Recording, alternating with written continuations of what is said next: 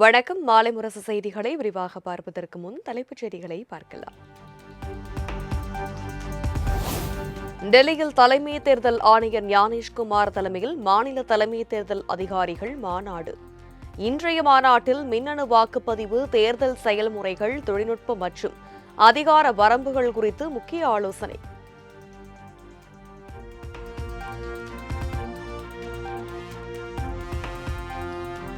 தமிழகத்தில் விரைவில் சட்டப்பேரவை தேர்தல் நடைபெற உள்ளதன் எதிரொலி.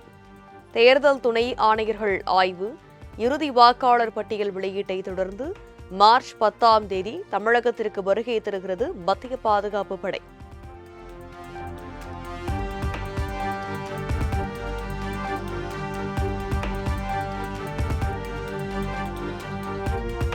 தமிழ்நாட்டில் இறுதி வாக்காளர் பட்டியலை வெளியிட்டார் தேர்தல் தலைமை அதிகாரி அர்ச்சனா பட்நாயக்.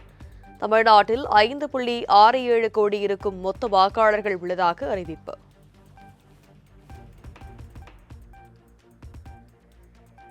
வாக்காளர் பட்டியல் மொத்தமாக வாக்காளர்களின் எண்ணிக்கை 56707,380 ஆன் 277,38925 பென் 289,60838 மூன்றாம் பாலினம் 7617.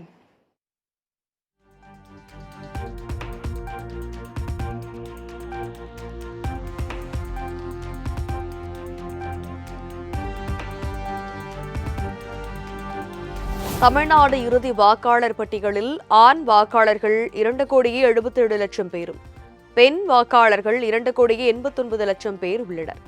மூன்றாம் பாலினத்தவர் 7,617 பேரும் உள்ள நிலையில் ஆண் வாக்காளர்களை விட பெண் வாக்காளர்கள் 12.23 லட்சம் பேர் அதிகமாக உள்ளதாக அறிவிப்பு.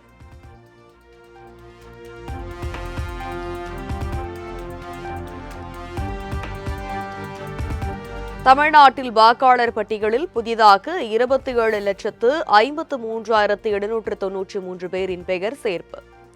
எஸ்ஐஆர் பணிகளுக்கு பிறகு வாக்காளர் பட்டியலில் இருந்து சுமார் 70 லட்சம் பேர் நீக்கப்பட்டுள்ளதாக மாநில தலைமை தேர்தல் அதிகாரி தகவல். Form 6 inclusions 27,85,195. Forms accepted 27,53,796. அதேபோல் objections, deletions. Forms received 4,38,425. Forms accepted 4,23,172.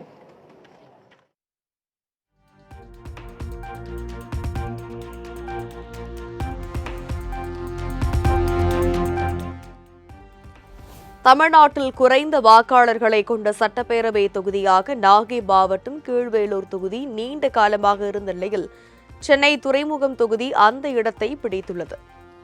SIR பணிகளுக்கு பிறகான இறுதி வாக்காளர் பட்டியலில் 1.16 லட்சம் வாக்காளர்களுடன் துறைமுகம் தொகுதியும் 1.68 லட்சம் வாக்காளர்களுடன் கீழ்வேளூர் தொகுதியும் உள்ளதாக தேர்தல் ஆணையம் தகவல்.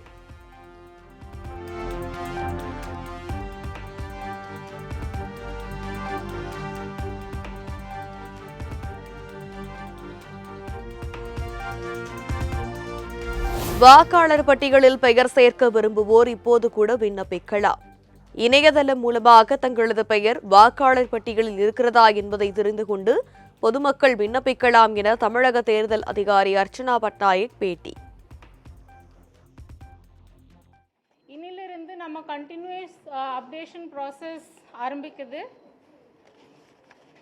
எல்லாருக்கும் ஒரு வேண்டிக்கோள், நம்ம இந்த வாக்காளர் பட்டியல் சாஃப்ட் காப்பி வெப்சைட்டில் அப்லோட் பண்ணிடுவோம். உங்கள் பேர் எல்லாம் போய் செக் பண்ணிடுங்க. இப்போ கூட நீங்கள் ஃபார்ம் 6 கொடுத்துடலாம். இப்போ கூட நீங்கள் ஏதோ சேஞ்சஸ் வேணும்னா அப்ளை பண்ணிடலாம். அதே போல் அப்பீல் ப்ரொவிஷன்ஸ் கூட எலிஜிபிள். எந்த வாக்காளருக்கு இந்த அவங்க பேர் இல்லை, ஏதோ ஒரு இஷ்யூ இருக்குன்னா ஃபர்ஸ்ட் அப்பீல் நம்ம டிஸ்ட்ரிக்ட் எலெக்ஷன் ஆஃபீஸருக்கு உண்டு. செகண்ட் அப்பீல் நீங்கள் சிஇஓக்கு கூட எழுதலாம். இன்னிலிருந்து நம்ம கண்டினியூ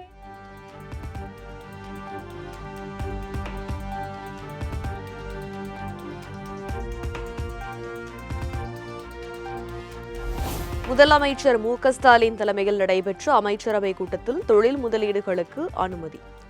புதிய தொழில் திட்டங்களை நிறுவவும் ஏற்கனவே உள்ள திட்டங்களை விரிவாக்கம் செய்யவும் அமைச்சரவை அனுமதி வழங்கியுள்ளதாக அமைச்சர் டி.ஆர்.பி. ராஜா பேட்டி.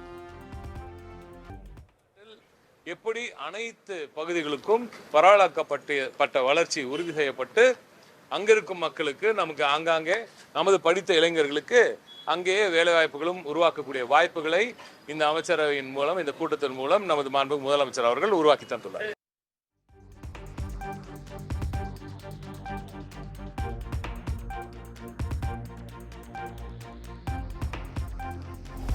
உடல்நலக் குறைவு காரணமாக சென்னை ராஜீவ்காந்தி மருத்துவமனையில் அனுமதிக்கப்பட்டுள்ள இந்திய கம்யூனிஸ்ட் கட்சி மூத்த தலைவர் நல்லக்கண்ணு தொடர்ந்து உடல்நிலை பின்னடைவை சந்தித்து வருவதாக மருத்துவர்கள் தகவல்.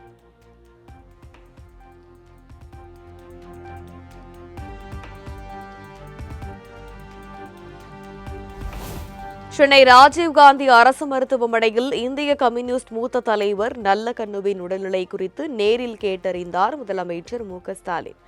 மருத்துவர்களுடனான இந்த சந்திப்பின் போது அமைச்சர்கள் சேகர் பாபு, தங்கம் தென்னரசு உள்ளிட்டோர் உடனிருந்தனர்.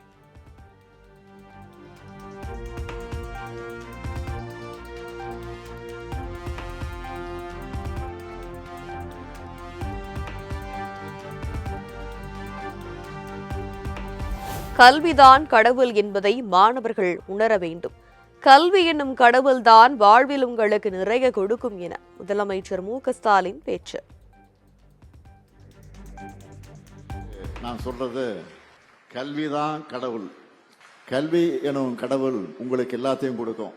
அதனால தான் நான் எல்லா இடத்துலையும் நான் தொடர்ந்து சொல்றேன், படிங்க படிங்க படிங்க.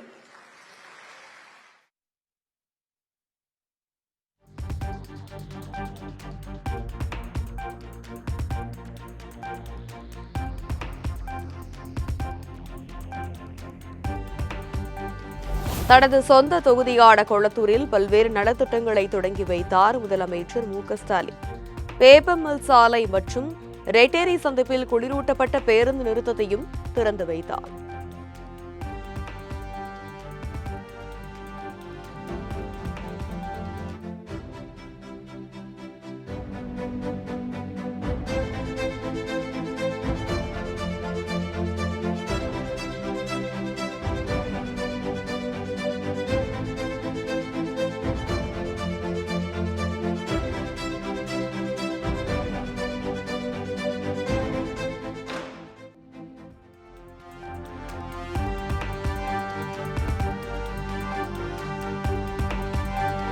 தமிழ்நாடு அளவுக்கு இந்தியாவிலேயே எந்த மாநிலத்திலும் இத்தனை வளர்ச்சி திட்டங்கள் இல்லை.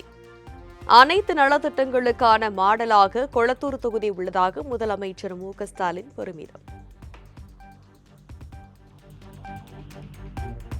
மாடல் இருக்குன்னா அந்த திராவிட மாடல் அரசினுடைய மாடல் தொகுதியா இருப்பது எந்த தொகுதி தெரியுமா? நம்முடைய கொளத்தூர். இது ஒரு மாடல் தொகுதியா இருக்கு. எல்லா வகையிலும் தன்னிறைவு பெற்ற தொகுதியா கொளத்தூரை இன்றைக்கு நம்ம வளர்த்து எடுத்திருக்கிறோம்.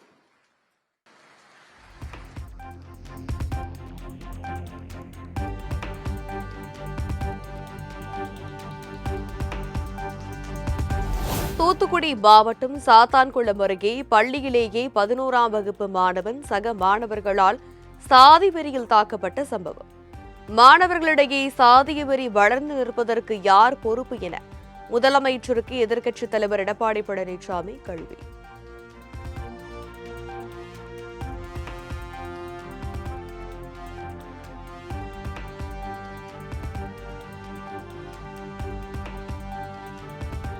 சென்னை சத்தியமூர்த்தி பவனில் ஆர்ப்பாட்டத்தில் ஈடுபட்ட காங்கிரஸ் மகளிர் அணியினர் கைது.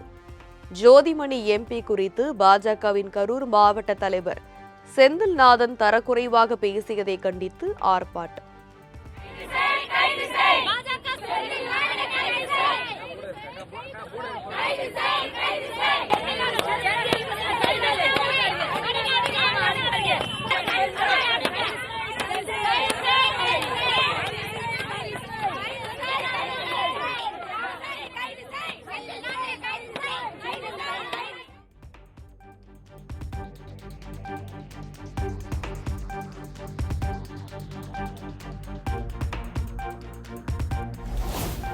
டெல்லி ஏஐ மாநாட்டில் காங்கிரஸ் இளைஞர் அணி நிர்வாகிகள் அநாகரிகமாக நடந்து கொண்டதாக கண்டனர். சென்னை அண்ணா சாலையில் காங்கிரஸ் தலைமை அலுவலகத்தை முற்றுகையிட்ட பாஜகவினர்.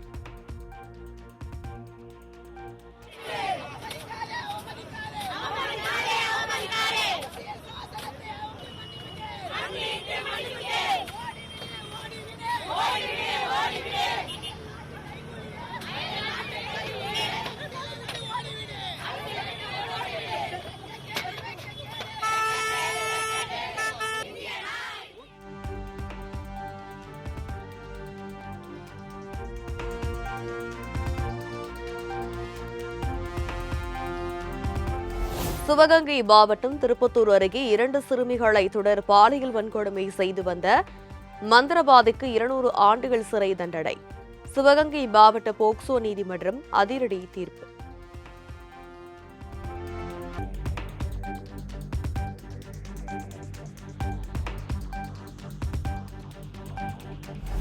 பசும்பொன்னில் இன்று நடைபெறும் பொதுக்கூட்டத்தில் முக்கிய அறிவிப்பை வெளியிடுகிறேன்.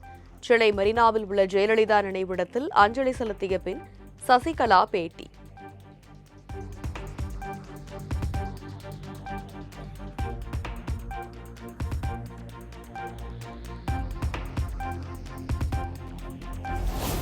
இரண்டு நாள் அரசுமுறை பயணமாக நாளை இஸ்ரேல் செல்கிறார் பிரதமர் நரேந்திர மோடி. பாதுகாப்பு, தொலைநோக்கு பார்வை மற்றும் இருதரப்பு நல்லுறவில் இஸ்ரேலுடன் இந்தியா தொடர்ந்து பயணித்து வருவதாக மோடி ட்விட்டர் பதிவு.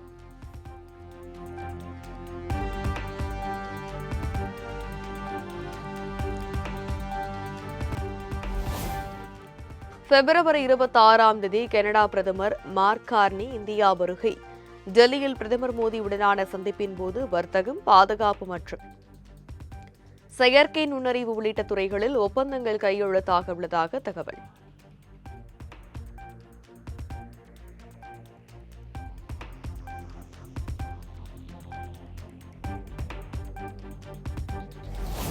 தங்கம் விலை இதுவரை இல்லாத அளவுக்கு உயர்வது ஏன் என மத்திய நிதியமைச்சர் நிர்மலா சீதாராமன் விளக்கம். பல்வேறு நாடுகளின் ரிசர்வ் வங்கிகள் தங்கத்தை வாங்கி இருப்பில் வைப்பதே விலையேற முக்கிய காரணம் என தகவல்.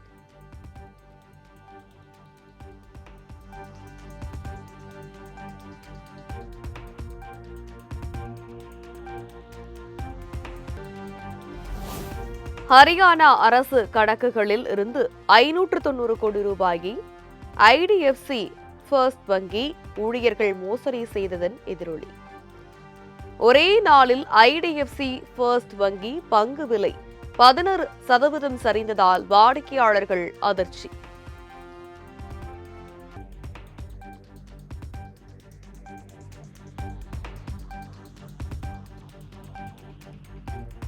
ஸ்ரீநகரில் 135 ஆண்டுகளாக பிப்ரவரி மாதத்தில் 21 டிகிரி செல்சியஸ் வெப்பநிலை பதிவு. தண்ணீர் பற்றாக்குறை ஏற்பட அதிகம் வாய்ப்புள்ளதாக நிபுணர்கள் எச்சரிக்கை.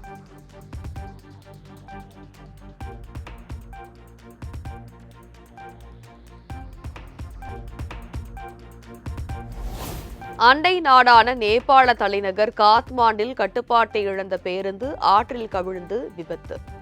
நிகழ்விடத்தில் 19 பேர் உயிரிழந்த நிலையில் படுகாயமடைந்த 27 பேர் மருத்துவமனையில் அனுமதி.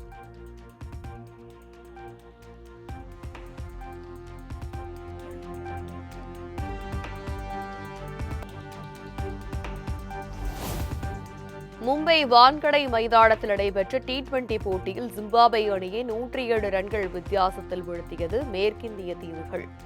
255 என்ற இமாலய இலக்கை நோக்கி களமிறங்கிய ஜிம்பாப்வே 147 ரன்களுக்கு ஆட்டமிழந்து தோல்வியை தழுவியது.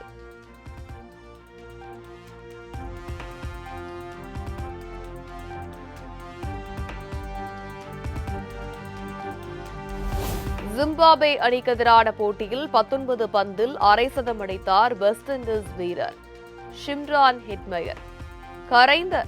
குறைந்த பந்தில் அரை சதம் விளாசிய வீரர்களில் ஒட்டுமொத்தமாக 8வது வீரர் என்ற சாதனையை ஹெட்மயர் படைத்தார்.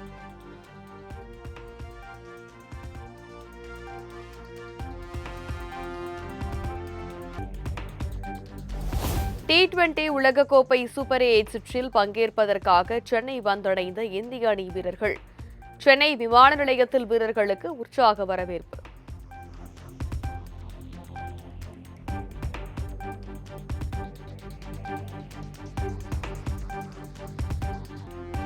வாழ்க்கை என்பது ஒரு வட்டம். மும்பையில் நடைபெற்ற நிகழ்ச்சியில் ஹிந்தி நடிகர் அனில் கபூருடனான மேரி ஜங் திரைப்படத்தை குறிப்பிட்டு நடிகை குஷ்பு பேச்சு. बहुत अच्छा लगता है कि वापस कहते हैं ना कि life is a complete circle, you come back to where you start from. So I started from Hindi films. I started with Anil ji, Meri Jung, and I'm back here on this dais sharing it with Anil ji. It's great.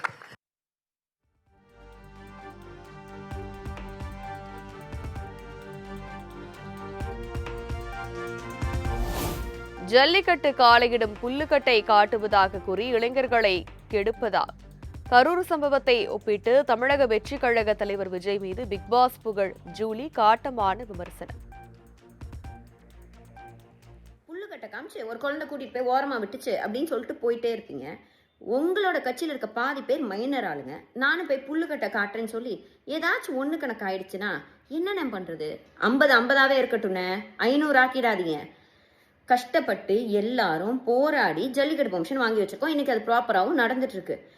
உங்களுடைய ரசிகர்கள் போய் புல்லுக்கட்டை காமிச்சு ஏதாச்சும் ஆகி போச்சுன்னா திரும்பி எல்லாம் இங்க போராட யாருக்கும் திராணி இல்லைன்னு. கொஞ்சம் பார்த்து பக்குவமா பண்ணுன்னு. உன் இஷ்டத்துக்கு பேசிட்டு போயிடாதானே.